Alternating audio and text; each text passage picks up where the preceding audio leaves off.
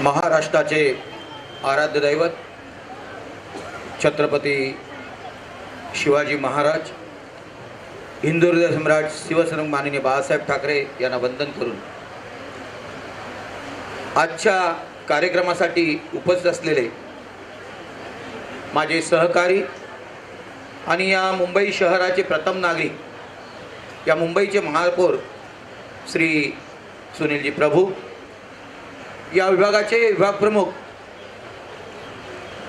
आणि माझे सहकारी आमदार श्री अनिल परब साहेब, महिला शाखा संघटक साधनाताई, विभाग संघटक साधनाताई माने, अमोल कीर्तिकरजी, प्रवीण पाटकरजी, माझे दुसरे सहकारी श्री विश्वनाथ सावंत, श्री अनंतराव भोसले, मला सातत्याने मदत करणारे आणि आता या विभागाचे नेतृत्व करणारे श्री अनंत नर उर्फ बाळा, जितेंद्र वळवी,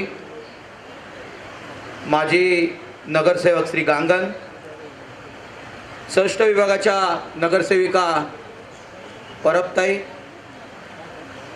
माझ्या बाजूच्या विभागाचे नगरसेवक माझ्याच मतदारसंघाचे श्री जितेंद्र वळवी, दोन्ही महिला उपविभाग प्रमुख श्री दोन्ही सावंताई आणि माझे सचिव अनिल मस्कर, या इथं बसलेले सर्वच बंधू भगिनी मातांनो आणि विद्यार्थी मित्रांनो आणि मैत्रिणींनो, अमोलचं नाव घेतलं. आजचा हा कार्यक्रम आणि या कार्यक्रमासाठी प्रामुख्याने युवा नेते श्री आदित्य ठाकरे हे येणार होते. गेल्या 2-4 दिवसापूर्वी आपण आपल्या इथं कांद्याची विक्री सुरू केलेली आहे. ज्या कांद्याने दिल्लीचं सरकार, राज्याचं सरकार, दिल्ली राज्याचं सरकार हे उलथवलं होतं, तोच कांदा आता एवढा महाग झालेला आहे आणि त्याची विक्री सर्व मुंबईमध्ये करावी असं आदित्य ठाकरे यांनी सांगितलं होतं. त्यांनी मला सकाळी रात्री फोन करून सांगितलं. रात्रीच्या रात्री आम्ही कांद्यांची कशी कांदा इथे मिळेल, उपलब्ध होईल, या पद्धतीने आम्ही कांद्याची व्यवस्था केली आणि संध्याकाळी 5 वाजता, दुसऱ्या दिवशी संध्याकाळी 5 वाजता आम्ही 35 रुपये किलोनी कांदा, हा ज्या दिवशी त्या मार्केटचा जो रेट होता त्या रेटने आम्ही कांदा इथं विकला. त्यावेळेला आदित्य ठाकरे आले होते आणि त्याच वेळेला त्यांना विनंती केली होती की आपल्या इथे या विभागामध्ये एक ग्रंथालय आम्ही सुरू करत आहोत. आम्ही पाहिलं आहे की ग्रंथालय आहेत पण दादरला आहेत. दादर मराठी ग्रंथालय आहे, पार्ल्याचं ग्रंथालय आहे, बोरवलीला ग्रंथालय आहे, परंतु जोगेश्वरीमध्ये नाही. ज्या पद्धतीने ज्या वेळेला मातोश्रीसारखं क्रीडा संकुल उभं करताना, क्रीडा संकुल पार्ल्याला आहेत, दादरला आहेत, गिरगावला आहेत, चौपाटीवर आहेत, परंतु जोगेश्वरीत नव्हतं आणि त्यामुळे जोगेश्वरीत तशी उपलब्धता व्हावी या दृष्टीने मातोश्रीमध्ये मातोश्री क्रीडा संकुलाची उपलब्धता केली होती. आणि यामध्ये ह्या ज्या 2 वास्तू आहेत, या ज्या 2 वास्तू मला रिझर्वेशन अकोमोडेशनमध्ये, म्हणजे या ठिकाणी ज्या बिल्डिंग्स बनलेल्या आहेत, या बिल्डिंग्स इंडस्ट्रियल एरियामधल्या होत्या. हा जो पार्ट आहे हा इथला, ज्या वेळेला DP बनतो, या DPमध्ये मुंबईचा डेव्हलपमेंट प्लॅनिंग बनतं, त्यावेळेला हा पहिल्याने 1964 साली झाला, दुसरा DP हा 1991-92 साली झाला. आणि त्यावेळेला 20 वर्षांनी ज्या वेळेला ठरलं की 20 वर्षांनी पुन्हा DP डेव्हलप करताना त्या वस्तीला काय पाहिजे, म्हणजे शाळा पाहिजे, कॉलेज पाहिजे, हॉस्पिटल पाहिजे, क्रीडांगण पाहिजे, हे डेव्हलपमेंट प्लॅनिंगमध्ये हे रिझर्वेशन असतं आणि त्यामध्ये इंडस्ट्रियल एरिया किती असावा हे देखील असतं. आणि ज्या वेळेला इंडस्ट्रियल एरियाचं रेसिडेन्शियल झोन होतं त्यावेळेला त्यांना रिझर्वेशन अकोमोडेशनमध्ये मुंबई महानगरपालिकेला काही पार्ट बांधून द्यावा लागतो. त्या पार्टमध्ये या ठिकाणी या 2 वास्तू ज्या आहेत या मुंबई महानगरपालिकेला त्यावेळेला, म्हणजे 5 वर्षापूर्वी त्यांनी त्या हँडओव्हर करायच्या होत्या. त्या पद्धतीने या 2 वर्षापूर्वी त्यांनी हँडओव्हर केल्या. मग हँडओव्हर केल्यानंतर मी याच्या मागेच होतो की या वस्तीतली मुलं जी पाहतो मी, ज्या गुंफा आहेत, महाकालीची गुंफा आहेत, जोगेश्वरीची गुंफा आहेत, त्याच्यामध्ये अभ्यास करायची. आणि आम्ही लोक आमच्या वेळेला तर बुल सेंटरच्या पायथ्याशी जंगलामध्ये किंवा इस्माईल कॉलेजच्या बाहेर जी झाडं असतात अशांमध्ये जाऊन आम्ही अभ्यास करायचो. कारण लहानशी घरं, सुविधा नव्हती, ज्या वेळेला मी कॉलेजमध्ये जायचो त्यावेळेला जोगेश्वरी स्टेशनपासून तर श्यामनगरपर्यंत येण्यासाठी पाय दुखून यायचे. त्यावेळेला टॅक्सी नव्हती, रिक्षा नव्हती, एवढ्या टॅक्स्या होत्या, पण तेवढं पैसे कोण देणार, तेवढा पैसा खिशामध्ये नव्हता. आणि रिक्षा तर नंतर झाल्या. आणि ज्या वेळेला कॉलेजमध्ये जायचो 78 ते 80च्या दरम्याने, त्यावेळेला पाय दुखत यायचं आणि अभ्यास करायला जायचं असेल तर पाटकर कॉलेज किंवा केशव गोरे स्मारक या ठिकाणी अभ्यास करायला जायला लागायचं.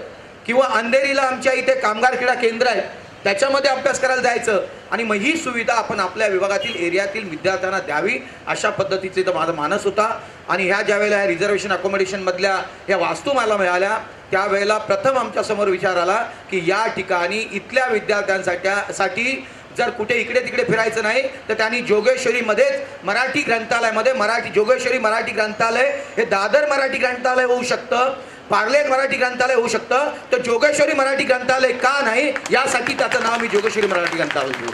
ही त्याच्या मागची ही संकल्पना. त्यानंतर ई लायब्ररी पाहिजे. काही लोकांच्या घरी कॉम्प्युटर असतात, काहींच्या नसतात. आणि नसलेल्या विद्यार्थ्यांनी काय करायचं, आणि त्यामुळे 15 कॉम्प्युटरची व्यवस्था आपण AC करून त्यामध्ये 15 कॉम्प्युटरची व्यवस्था केली. त्याच पद्धतीने 42 विद्यार्थी ॲट ए टाइम स्टडी करू शकतील अशा पद्धतीने लायब्ररीची व्यवस्था केली आहे. त्याच पद्धतीने तिसऱ्या जो वरचा फ्लोअर आहे याच्यावरती देखील 60 विद्यार्थी ग्रुपली डिस्कशन आणि अभ्यास करू शकतील. अशा पद्धतीने 100-125 विद्यार्थी एका वेळेला या लायब्ररीमध्ये अभ्यास करू शकतील, चांगल्या तऱ्हेने उत्तीर्ण होऊ शकतील, यासाठी या लायब्ररीची संकल्पना आहे. या विभागामध्ये पाहतोय की ज्या वेळेला विकासक येतात त्यावेळेला जोगेश्वरीमध्ये बांधकाम करतात. ओबेरॉय असेल जोगेश्वरीमध्ये बांधकाम करतो, कल्पतरू असेल जोगेश्वरी बांधकाम करतो, RNA बिल्डर असेल जोगेश्वरीच्या मध्ये बांधकाम करतो. परंतु पत्ता लिहिताना मात्र अंधेरी जोगेश्वरी विक्री रिंग रोड अंधेरी 93 जोगेश्वरी लिहायला त्यांना भीती वाटते. का तर 1992 पूर्वी या जोगेश्वरीमध्ये लोकांना यायला घाबरायचे, कारण या ठिकाणी 4 वेळा 4 दंगली झाल्या होत्या. आणि त्यामुळे जोगेश्वरीचं नाव हे दंगलखोर एरिया, जातीय दंगली व्हायच्या. आणि त्यामुळे रेल्वे प्लॅटफॉर्मवरती देखील लोक यायला घाबरायचे. आला जोगेश्वरीचा प्लॅटफॉर्म की दरवाजे लावायचे. ही स्थिती आता झालेली नाही आहे. आज जोगेश्वरीमध्ये या कल्पतरू आणि ओबेरॉय बिल्डरच्या इथं 25,000चा रेट झाला, 25,000चा. आणि या रस्त्याला देखील 13 ते 15,000चा रेट झालाय. ज्या जोगेश्वरीमध्ये घरं ही 200 आणि 250 रुपयाला मिळायची होती, ज्या वेळेला या इथल्या RNA बिल्डरने बांधकाम केलं, पहिलं बांधकाम केलं, त्यावेळेला त्याचा रेट 265 रुपये स्क्वेअर फीट होता. 265 रुपये 87 साली त्यांनी जे बांधकाम केलं. आणि मी देखील माझा ब्लॉक ज्यावेळेला घेतला 87ला त्यावेळेला 265 रुपये स्क्वेअर फीटनी मी त्यावेळेला ती जागा घेतली होती. आज त्या जोगेश्वरीमध्ये 25,000चा रेट झालाय. हा रेट याच्यामुळे झाला की शिवसेनेचे नगरसेवक निवडून आले आणि त्यांनी या जोगेश्वरीचा कायापालट केला आणि त्याच्यामुळे संपूर्ण झालेलं आहे. आणि म्हणून सर्व श्रेय जे द्यायचं असेल ते जोगेश्वरीतल्या शिवसेनेच्या नगरसेवकांना दिलं पाहिजे की त्याने याचं परिवर्तन केलं. दंगलीच्या 92 पूर्वी व्हायच्या त्या संपूर्ण बंद होऊन गेल्या. याच्या मागचं कारण ज्या वेळेला आम्ही निवडून आलो त्यावेळेला एकच केलं की दंगली होऊन समाजामध्ये शांतता निर्माण करायला पाहिजे, यासाठी दंगली व्हायला नाही पाहिजे. आणि यासाठी काम करणं, कामासारखा दुसरा इलाज नाही. आणि म्हणून मुसलमान एरिया असो, मुस्लिम एरिया असो, ख्रिश्चन एरिया असो, आणखीन कुठलाही एरिया असो, या ठिकाणी कामाच्या रूपाने आम्ही लोकांना जवळ केलं. आणि याच्यामुळे जोगेश्वरीमध्ये 1992 अगोदर होणाऱ्या दंगली या बंद झाल्या, बंद होऊन गेल्या. आणि म्हणूनच कामाच्या स्वरूपाने ही जोगेश्वरी बदलण्याचा प्रामाणिक प्रयत्न आम्ही केला. या इथं मी स्टँडिंगला असताना ईस्ट वेस्ट ब्रिज पाहिजे होता. जोगेश्वरी ईस्ट वेस्ट आणि गोरेगाव ईस्ट वेस्ट, त्याला आपण नॉर्थ आणि साऊथ अशी नावं दिलेली आहेत. हे ब्रिज देखील आता थोड्या दिवसात पूर्ण होतील.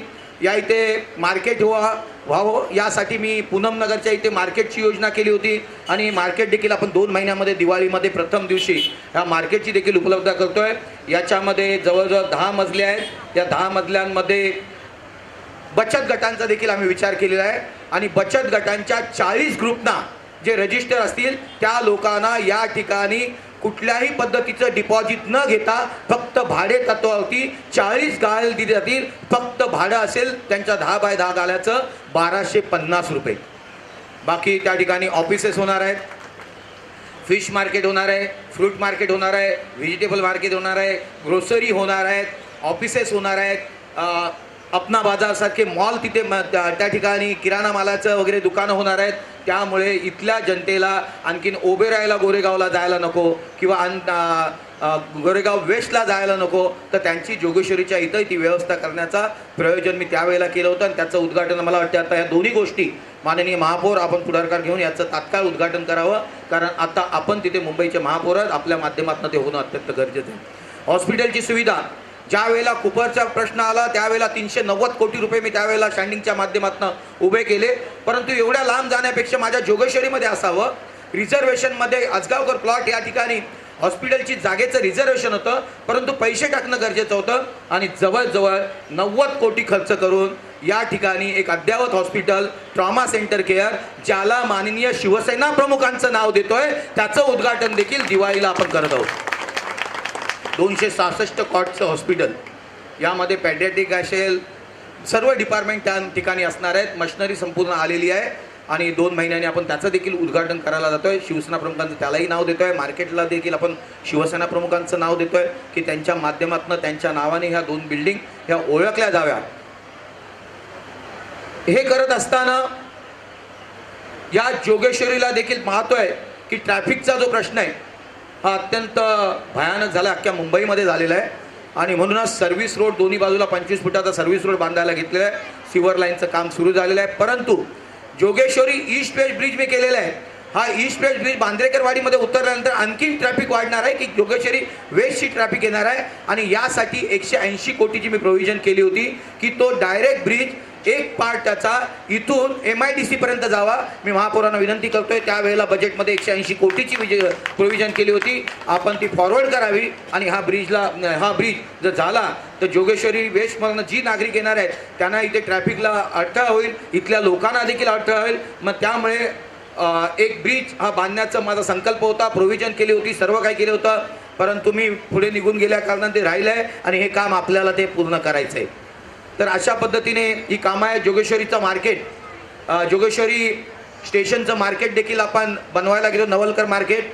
याच्यामध्ये जोगेश्वरीचे जे रस्ते आपण बनवायला घेतलेले आहेत, जोगेश्वरी ब्रिजचं काम आपण ते थोड्याच दिवसामध्ये महाराष्ट्र शासनाच्या माध्यमातून पंपहाऊसचं ब्रिज त्याला आपण 10 कोटीचा खर्च माझ्या आमदार निधीतनं आपण तो करतो आहोत. त्यानंतर जोगेश्वरीचा गांधीनगरचा ब्रिज याला देखील 8 कोटीचा आपण खर्च करतोय. न्यू स्टँडर्डच्या इथे 12 कोटीचा ओव्हरहेडेड ब्रिज आपण प्रपोज केलेला आहे, याचा देखील निधी आलेला आहे. हे काम देखील 1-1.5 महिन्यात आपण पूर्ण करतोय. गोरेगावचा आरेच्या जंक्शनचा भुयारी मार्ग याचे देखील निधीची उपलब्ध झालेली आहे, हा देखील आपण पूर्णत्वास नेतोय. या ठिकाणी मला मगाशीच सांगण्यात आलं, अमोल आपण म्हटलात की या ठिकाणी कॉलेज असावं. माझ्या डोक्यामध्ये तर आणखीन 5 गोष्टी इथे हे होत आहेत की या ठिकाणी चांगलं कॉलेज तर असावं, एक चांगली शाळा असावी, एक अनाथाश्रम असावं, एक वृद्धाश्रम असावं आणि एक चांगलं हॉस्पिटल छोटं देखील असावं. या पद्धतीच्या माझ्या डोक्यामध्ये त्या योजना आहेत आणि त्याच्या माध्यमातून थोड्याच दिवसात त्या पूर्णत्वास नेण्याचा माझा मनोदय आहे. आणि हे होईल, कधी होईल तर आपली सत्ता 2014 साली हे जे आमचे तरुण आहेत हे 2017 साली शिवसेना भाजपला निवडून आणतील, त्यावेळेला हे तात्काळ करणं शक्य होणार आहे आणि यासाठी तुमच्या सहकार्याची गरज आहे. आपण सर्व जनतेने सहकार्य केलं, कारण आता जे सरकार आहे या सरकारच्या हातून काही होणार नाही आहे.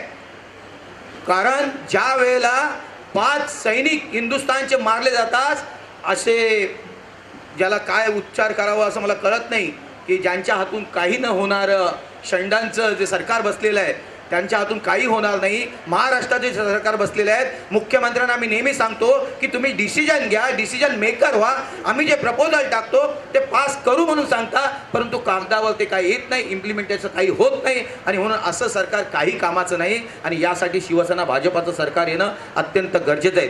एक थोडक्यात सांगू इच्छितो की बाजूचं जे प्लॉट आहे याचं देखील माझ्या डोक्यामध्ये एक चांगल्या पद्धतीची कल्पना आहे की आमचे दुसरे आमदार विनोद घोसाळकर यांनी त्या ठिकाणी मी स्टँडिंगला असताना एक प्लॉट माझ्याकडनं त्यावेळेला घेतला होता. असाच रिझर्वेशन अकोमोडेशनच्या माध्यमातून आला होता आणि त्याने IPS आणि IS अधिकारी बनण्यासाठी अशा प्रकारची एक इन्स्टिट्यूशन काढलेली आहे की त्याच्यामध्ये क्लासेस घेतले जातील आणि त्याच्या माध्यमातून मुलं ही पुढे आपली भरारी मारतील. या पद्धतीने UPSC असेल, MPSC असतील याच्या एक्झामचे वर्ग आणि ग्रुप डिस्कशन आणि मुलं चांगल्या या एरियातली मुलं पुढे जावी यासाठी थोड्याच दिवसात म्हणजे दिवाळीला आपण या दुसऱ्या वास्तूचं देखील तुमच्यासाठी त्याचं उद्घाटन करणार आहोत.